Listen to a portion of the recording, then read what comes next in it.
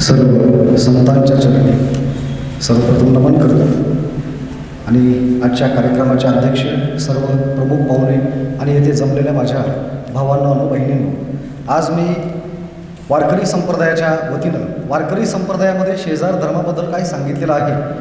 खरं तर शेजार धर्माबद्दलच न सांगता एकूणच मानव जातीबद्दल आणि मानवतेबद्दल काय सांगितलेलं आहे याचा आयोजकांनी दिलेल्या वेळामध्ये अगदी थोडक्यामध्ये मी परामर्श घेण्याचा प्रयत्न करणार आहे. वारकरी संप्रदायाचं जर आपण मूलभूत स्वरूप बघितलं तर वारकरी संप्रदायामध्ये जी काही उपासना पद्धती आहे ती उपासना पद्धती कधीही एकट्याने केली जात नाही, ती सामूहिकरित्याच केली जाते हे आपण लक्षात घेतलं पाहिजे. त्याच्यामध्ये भजन करणे असेल, त्याच्यामध्ये कीर्तन करणे असेल किंवा पंढरपूरच्या वारीला आपण जिथं जातो त्या पंढरपूरच्या वारीला जात असताना सुद्धा सामूहिकरित्या आपण जात असतो आणि त्या सामूहिकरित्या भजन करण्यामुळं, कीर्तन करण्यामुळं, उपासना करण्यामुळं एकमेकांबद्दल एकमेकांच्या मनामध्ये एवढी म्हणजे सौहार्दपूर्ण वातावरण निर्माण झालेलं असतं की पंढरपूरच्या वारीला दरवर्षी सुमारे 25 लाख लोक जात असतात. परंतु साधं कुणाच्या पायाला म्हणजे एखाद्याचा पाय जरी लागला तरी त्याच्या चरणावर नतमस्तक होऊन माफ करा माऊली म्हटलं जातं आणि तो सुद्धा समोरचा माणूस तितक्याच उदार अंतःकरणानं त्या व्यक्तीच्या पायाजवळ नतमस्तक होतो. ही वारकरी संप्रदायाची सौहार्दपूर्ण भावना आहे. त्याचं कारण माणसांनी एकत्र राहिलं पाहिजे. ते जातीच्या पलीकडे जाऊन, ते धर्माच्या पलीकडे जाऊन, विचारधारेच्या पलीकडे जाऊन तुम्ही माणूस आहात ना, मग तुम्ही माणसासोबत माणसासारखं वागा हा सांगणारा संप्रदाय, हा सांगणारा विचार म्हणजे वारकरी संप्रदायाचा विचार आहे. आणि म्हणून संत ज्या वेळेस आपल्या लक्षात येतं की वारकरी संप्रदायाचा विचार संतांनी सांगितला, संतांनी मांडला आणि तो विचार जगभरामध्ये पोहोचवण्यामध्ये संतांचं फार मोठं योगदान आहे. आपण बघितलं असेल संत कुणाला म्हणावं याच्याबद्दल बऱ्याच गैरसमज बऱ्याच लोकांच्या डोक्यामध्ये असतात. आजकाल तर म्हणजे अगदी असा हवेतून हात फिरवला आणि हात काहीतरी गंडे दोरे ताईत काढलं की त्याला संत म्हटलं जातं. ते लोकांचं अज्ञान आहे. परंतु संतत्वाची व्याख्यासुद्धा ही समाजाभिमुख आहे, ही लोकांच्या कल्याणाशी जोडलेली आहे. हा सांगणारा संप्रदाय वारकरी संप्रदाय आहे. अरे जगद्गुरु तुकोबाराय संत कुणाला म्हणायचं याची व्याख्या ज्या वेळेस करतात त्यावेळेस तुकोबाराय सांगतात, जे का रंजले गांजले त्याशी म्हणे जो आपुले तोची साधू ओळखावा आणि देव तेतेची जाणावा. मृदू सभाय नवनीत तैसे सज्जनाचे चित्त, ज्याशी अपंगिता नाही त्याशी धरी जो हृदय, दया करणे जे पुत्रासी तेची दासा आणि दाशी, आणि तुका म्हणे सांगू किती तोची भगवंताची मूर्ती. खरा संत कोण आहे? जो रंजल्या गांजल्यांची सेवा करतो ना तो खरा संत आहे. खरा संत कोण आहे? ज्याचं अंतःकरण लोण्याच्या गोळ्यासारखं अंतर्बाह्य मऊ असतं, मुलायम असतं आणि प्रत्येकाबद्दल ज्याच्या मनामध्ये कळवळ आहे तो खरा संत आहे. एवढंच कशाला, ज्याच्या घरादारामध्ये नोकर चाकर आहेत, ज्याच्या घरादारामध्ये काम करणारी माणसं आहेत, त्याच्याशी सुद्धा त्याचं वागणं पोटच्या मुलासारखं असतं, त्याला संत म्हटलं पाहिजे. आणि याच्या व्यतिरिक्त जर वागणं नसेल तर तो संत नसून तो जंत आहे, आपण असं निश्चितपणे म्हटलं पाहिजे.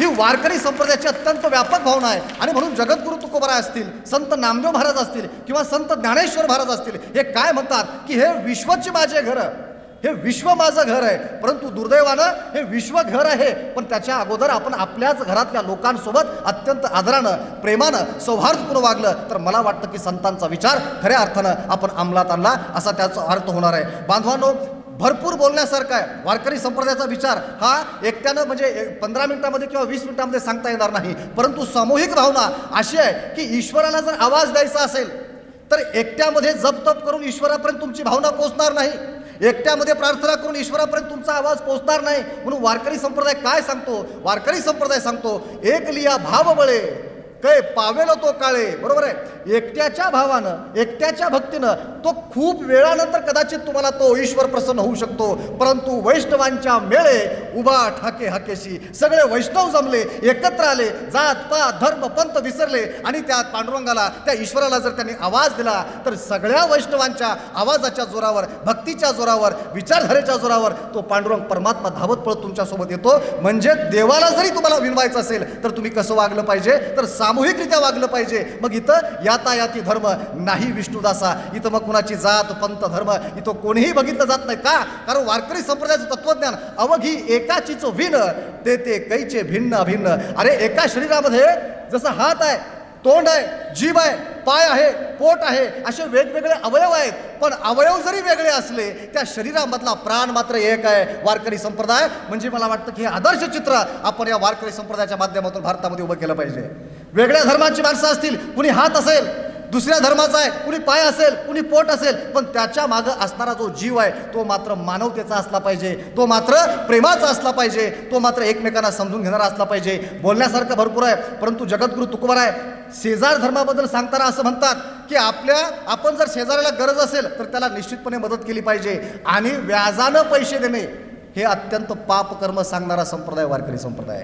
खिस्तीचा उदीम हिनाउनी हीन, गरज आहे ना निष्पाप निष्कलंकपणाने त्याला मदत करा, त्याच्याकडून व्याजाची परताव्याची अपेक्षा करू नका, हा सांगणारा संप्रदाय सुद्धा वारकरी संप्रदाय आहे. दुर्दैव असा आहे की हा जो वारकरी संप्रदायाचा विचार आहे तो विचार बाजूला ठेवून काही माणसं मात्र ज्या महात्मा गांधीची ज्यानं हत्या केली ती माणसं काही लोकांना आदर्श वाटायला लागली. हे माणसं वारकरी संप्रदायाच्या विचारांचे प्रतिनिधी होऊ शकत नाहीत, कारण वारकरी संप्रदायाचा विचार अरे ज्यांच्या डोक्यामध्ये ज्ञानोबा आहेत, ज्यांच्या डोक्यामध्ये तुकोबा आहेत, ज्यांच्या डोक्यामध्ये नामदेव महाराज आहेत ना, त्याला कुणाबद्दल द्वेष निर्माण होऊ शकत नाही. म्हणून आम्हाला आमची मुलं कोण घडवायचे आहेत, आम्हाला कोणी हातामध्ये पिस्तूल घेणारा घडवायचा नाही. आम्हाला आमची मुलं कोण घडवायचे आहेत, आमची मुलं आम्हाला ज्ञानोबारायांसारखी घडवायची आहेत, आम्हाला आमची मुलं जगद्गुरू तुकोबारायांसारखी घडवायची आहेत, आम्हाला आमची मुलं संत नामदेव महाराजांसारखी घडवायची आहेत, की ज्यांना सर्वांना एकत्र घ्यायचं आहे, सर्वांना प्रेमानं वागवायचं आहे. हा अत्यंत विचार करणारा संप्रदाय म्हणजे वारकरी संप्रदाय. बांधवांनो, आता विचार करा शेजाऱ्याचा किती विचार केला पाहिजे.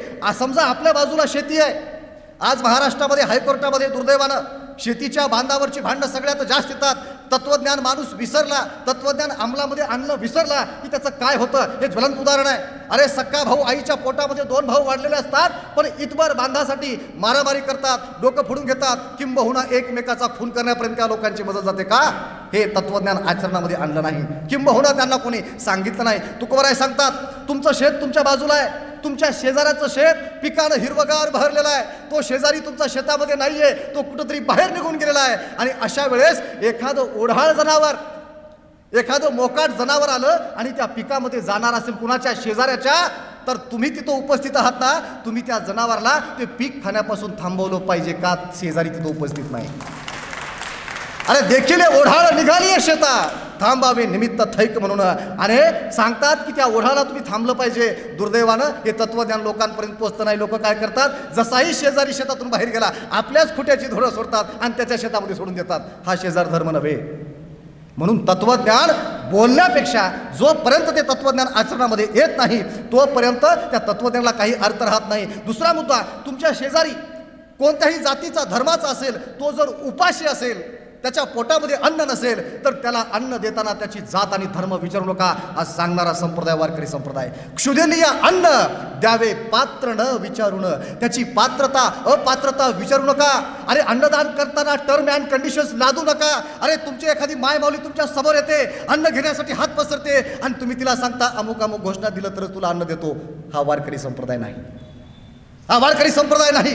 जर एखादा माणसाच्या पोटामध्ये भूक असेल ना, त्याची पात्रता अपात्रता जात धर्म पंथ विचारू नका, त्याला ते अन्न द्या. हा द्रव्य देताना पात्र अपात्रतेचा विचार करा. त्याचं कारण आहे, कारण असे कार्यक्रम घ्यायचे सुद्धा पैसे लागतात. पैसा जर इथं आला तर त्याचा समाजासाठी फायदा होतो, बरोबर आहे. जसं डॉक्टर आहे, डॉक्टरच्या हातामध्ये जर सुरी गेली तर तो काय करेल, शस्त्रक्रिया करेल आणि आजार कमी करेल. आणि एखाद्या गावगुंडाच्या हातामध्ये सुरी देईल तर तो 4-5 जणांना भोसकून मर्डर करेल. तसं द्रव्य देताना विचार करा, पण अन्न देताना मात्र समोरचा कोण आहे, लहान आहे मोठा आहे याचा कसलाही विचार न करता आपण त्या पद्धतीनं विचार करावा. अशा पद्धतीनं सांगणारा संप्रदाय म्हणजे आपला वारकरी संप्रदाय आहे. बांधवांनो, बोलण्यासारखं भरपूर आहे. जगद्गुरू तुकाराम महाराजांनी सांगितलं की संत कसा असतो, नव्हे शब्द एकदेशी. तुकोबाराय काय सांगतात, माझा शब्द, माझा अभंग, माझं मार्गदर्शन, नव्हे शब्द एकदेशी, सांडी गवशी कुणाला, आणि झाली माझी वैखरी विश्वभरी व्यापक. विश्व एवढा व्यापक असणारा जगद्गुरू तुकोबारायांचा विचार, ज्ञानेश्वर माऊलींचा विचार, संत नामदेवांचा विचार. शब्द एकदेशी म्हणजे कसं, विशिष्ट लोकांनाच कौतुक करणारा, विशिष्ट लोकांना जवळ करणारा नाही. माझा शब्द तसा नाही, माझा उपदेश तसा नाही. माझा उपदेश कसा आहे, झाली माझी वैखरी विश्वभरी व्यापक. विश्वामध्ये जिथं जिथं मानवजात अस्तित्वात आहे, जिथं जिथं जीव अस्तित्वात आहे, त्याच्याही पुढे जाऊन जे पाषाण असतात, दगड असतात ना, त्यांना सुद्धा रक्ताचे नातलग मानणारा संप्रदाय वारकरी संप्रदाय आहे. झाडे झुडे जीव पाषाण सोयरे, हे दगडसुद्धा आमचे सोयरे आहेत, त्यांच्यावर आपण प्रेम केलं पाहिजे. मग ज्या संतांनी दगडावर प्रेम करायला सांगितलं, त्याच संतांच्या विचारांच्या माध्यमातून हातात दगड घेऊन माणसांवर उचलणारी माणसं संतांच्या विचारांचा पराभव करत असतात. आणि अशा लोकांचा जो विचार आहे तो बदलायचा आहे.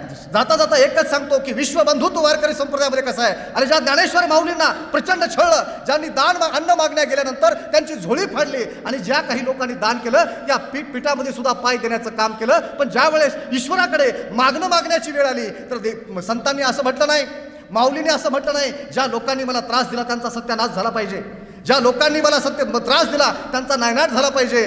त्यापेक्षा ईश्वराकडे मागताना संत ज्ञानेश्वर महाराज म्हणतात, जे खळांची व्यंकटी सांडो तया सत्कर्मी रती वाढो, आणि भूता परस्परे जडो मैत्र जीवांचे. देवा, ही माणसं चांगलीच आहेत, फक्त त्यांच्यामध्ये जो दुर्गुण आहे ना, तेवढा दुर्गुण जर बाजूला केला तर ती माणसं पुन्हा जवळ यायचं आहेत. मला वाटतं की अशा सद्भावना मंचच्या माध्यमातून ज्या काही डोक्यामध्ये अत्यंत दुर्गुणधारी विचारधारा घेऊन माणसं समाजामध्ये वाहत आहेत, त्यांचा दुर्गुण आपण बाजूला करूया. आणि मला खात्री आहे की विचारांनी माणसं जोडली जातात, आणि हा संतांचा जोडणारा विचार समाजामध्ये पसरूया, आणि पुन्हा एकदा आपल्या पूर्ण भारतामध्ये, संपूर्ण विश्वामध्ये एक मानवतेचा धर्म प्रस्थापित करूया असं आव्हान करतो. आयोजकांनी फार सुंदर कार्यक्रम आयोजित केला, त्यांचं एकदा जोरदार टाळ्या वाजून कौतुक करा. अशा कार्यक्रमाची प्रचंड गरज आहे, आणि मला इथं बोलण्याची संधी दिली त्याबद्दल आयोजकांचे आभार मानतो. थांबतो. धन्यवाद.